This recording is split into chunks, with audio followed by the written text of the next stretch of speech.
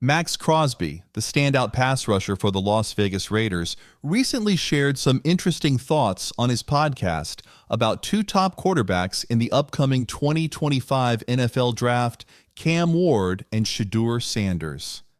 As a leader of the Raiders, Crosby might have insights that we don't.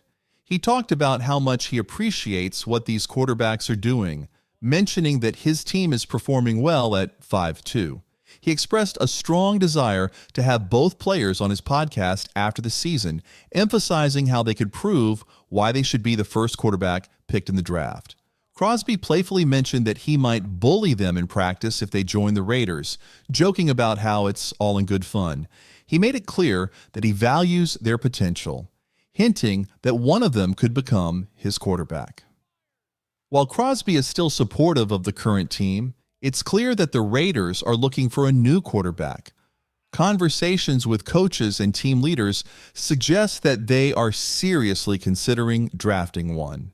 This is significant because when a key player like Crosby speaks up, it's worth paying attention. Initially, this quarterback class was generating a lot of excitement, with many names being tossed around as potential first-round picks. However, as the season progresses and more games are played, opinions are shifting. There's now a belief that only a couple of quarterbacks, like Cam Ward, are solid first-round prospects.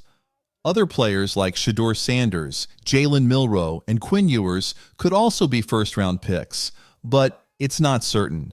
Crosby's comments indicate he's aware of the current landscape and might have some inside information about the team's plans. He humorously vowed to keep the competitive spirit alive, claiming he'd bully both quarterbacks when they get to the NFL. Max Crosby is known for his fierce play, and it's clear he's excited about the potential of these young quarterbacks. Looking at the Raiders' current situation, they definitely need a strong quarterback. Recently, they brought in Desmond Ridder, who has potential but may not be the game changer they need. The reality is, many are skeptical about whether he can lead the team to success. There are different kinds of quarterback struggles. Some players, like Sam Darnold and Baker Mayfield, have shown they can develop over time, while others, like Trey Lance and Justin Fields, seem to be stuck. With Ridder, it's hard to say which path he'll take. Even if he gets a chance to play, the team's offensive struggles could hold him back. The coaching decisions, particularly from offensive coordinator Luke Getsy, have been criticized for being too predictable. If Ridder is given a chance, he'll need a creative offensive plan to succeed. While some may see Gardner Minshew as a viable option, I think Ridder has more upside. He's still young and has shown potential in flashes. Keeping him around could be beneficial as he continues to develop, especially since he's aware that this could be a crucial moment in his career. During a recent press conference with the Las Vegas Raiders, Desmond Ridder shared his thoughts on staying motivated after being cut just 3 months ago. He talked about how he keeps pushing himself to find opportunities to start on a football team. When he got the call about joining the Raiders, he mentioned his daughter asked him where he was going, and he told her he was heading to Vegas. For him, everything he does is for his family, and he sees this as a chance to prove himself. Ridder expressed that he has a lot to prove, not just to the league, but to himself. He knows his abilities and is eager to show what he can do. This kind of determination is inspiring, and it makes me hopeful for his future with the Raiders. I know some fans might think the season is already over, but I always look forward to watching Raiders games. Honestly, I think the team should consider bringing in a new quarterback every few weeks to keep things exciting, even if it's just for a little change in momentum. Max Crosby has hinted at the possibility of getting a new quarterback, and Ridder might get his shot. However, I feel the current quarterback class isn't as strong as people thought it would be. There's also the question of whether some college quarterbacks will even declare for the draft. For example, Quinn Ewers, who is a true junior, would need to graduate early to enter the draft. If he's not on track to graduate, he might stay in school. Other players like Miller Moss and Drew Aller might also choose to wait another year. If you're interested in more analysis about potential quarterbacks the Raiders could target, I recently posted a video on my second YouTube channel. I'll link it in the comments below. Now let's talk about DJ Glaze, a player from Maryland. After watching his tape, I thought he might end up as a guard instead of a tackle at the next level. I only saw a couple of his games, but he didn't impress me much. He seemed slow and didn't move well in the pass protection. Many successful NFL guards were once tackles in college, but I didn't think DJ Glaze would follow that path. However, he's surprised me a bit since joining the Raiders. I made a detailed film breakdown of DJ Glaze on my other channel, where I focus on offensive line play. You can find that link in the comments as well. Glaze shows flashes of potential. He has moments where he executes well, like successfully double-teaming with Jordan Merritt. He's explosive and has good technique, but he's also inconsistent. One issue I noticed was during his game against TJ Watt. Although PFF had positive stats for him, the reality was different. Watt outperformed him in various ways, using his speed and agility to get past Glaze. The same was true when Glaze faced other quick players. While he has potential, he still has a lot to work on. DJ Glaze isn't the fastest when it comes to changing direction.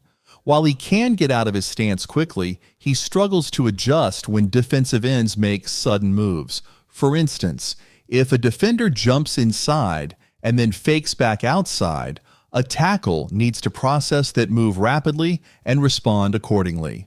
Unfortunately, there are multiple instances on tape where Glaze was beaten by Jared Verse and TJ Watt using similar techniques. It's important to remember that Glaze is still very young, with only about 200 snaps under his belt.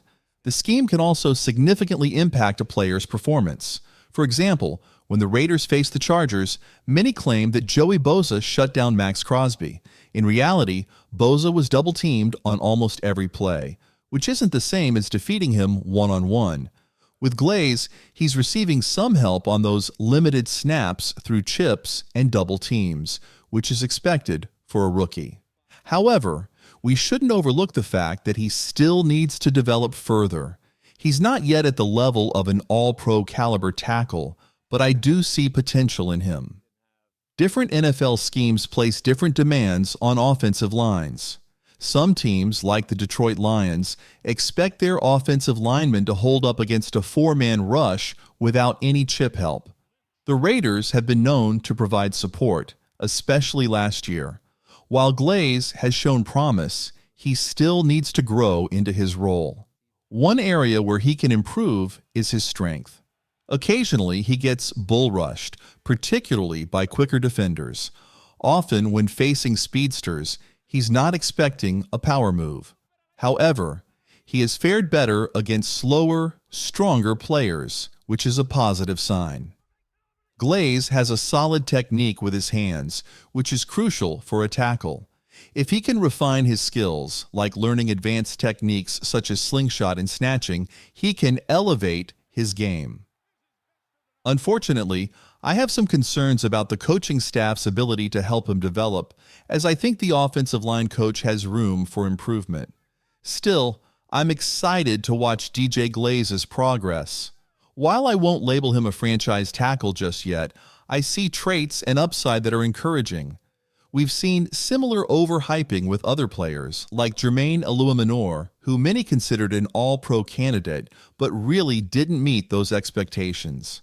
If Glaze doesn't pan out as a tackle, I believe he has all-pro potential as a guard.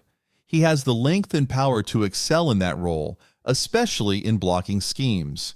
If he does shift to guard, I could see Jackson Paris-Johnson moving back to center, keeping a mix of Dylan Parham and Jordan Meredith to solidify the line.